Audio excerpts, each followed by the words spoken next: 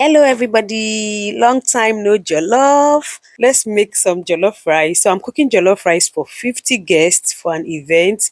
Although I have a couple of jollof rice videos on my channel, but it's not gonna hurt for me to make another jollof rice video. So let's get cooking. Let us join it is the season to celebrate. Come let us marry. Kérésìmesì ọdún dé o. So here are my onions, chopped onions, red and white onions, ginger and garlic chopped up. This is tomato paste, curry and thyme, seasoning cubes. I'm using knock cubes, the chicken flavor, and I'm also going to be using this other one called the chicken flavor seasoning cubes. Okay, I'll be using garlic powder and ginger powder as well. I'm going to be using this goat meat seasoning as well. This is salt. This is the stock I got from the chicken and goat meat that I prepared earlier, and this is the pepper mix that I've blended and boiled it down to reduce the water content. This is the vegetable oil that I used to fry the chicken and goat meat as well.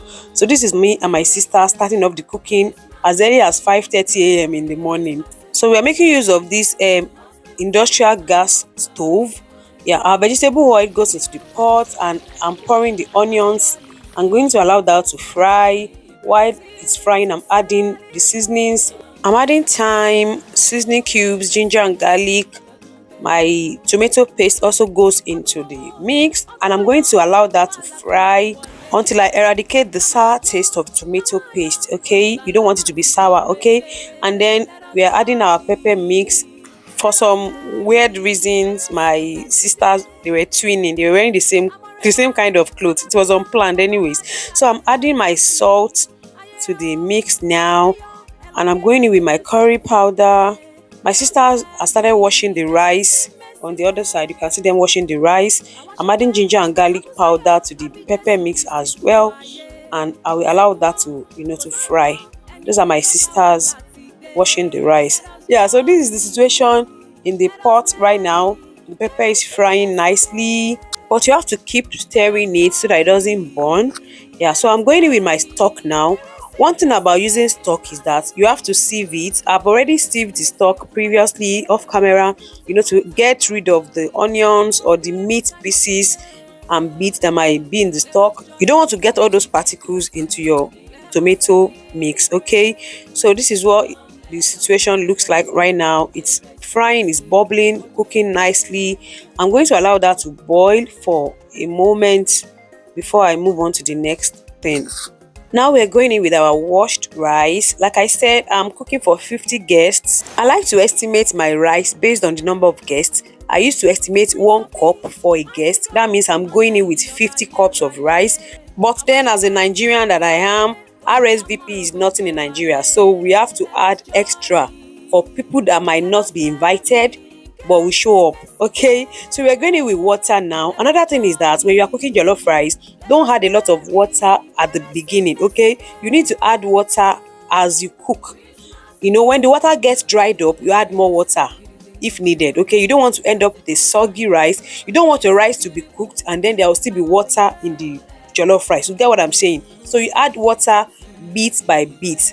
Add as you cook. Don't add a lot of water at the beginning. Okay, so I tasted it and I said I needed more salt, so I added more salt. I covered that to cook. About 15 minutes later, this is what we have going on. I have to move things around, to mix it up so that it doesn't start burning so much from the bottom. Okay, I added more water because I saw that the water was drying up. So at this point, you have to cook on medium to low heat because you don't want it to be aggressively boiling at this point.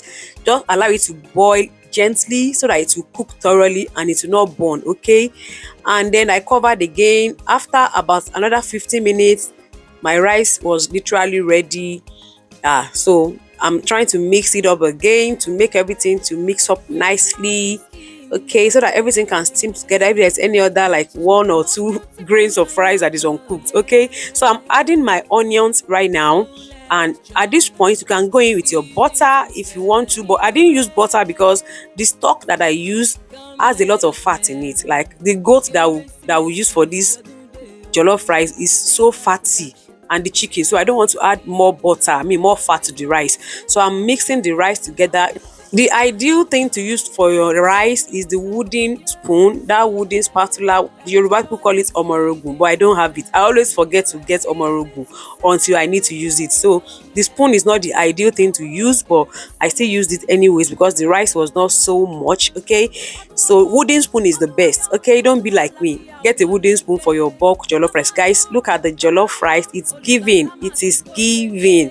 The rice was tasty, not soggy and not hard. Everything was perfectly cooked, and everybody enjoyed the jollof rice. Can you rate my jollof rice in the comment section? So it's now time to dish the jollof rice into this cooler. That's where it's going to be until we are ready to serve the rice. I already had a video up on the chicken and goat meat that we used to serve this rice. That video will be in the card in case you want to check out how I prepared the goat meat and the chicken for this jollof rice. So thank you so much for sticking around with me up to this moment. Take a look at this jollof rice once again. Let me zoom in. Let me take you closer to this beauty right here. Can you see that beauty right here? Don't forget to subscribe if you haven't done so already. Give this video a thumbs up and let me see a comment down below. Bye. Kérésìmesì ọdún dé o.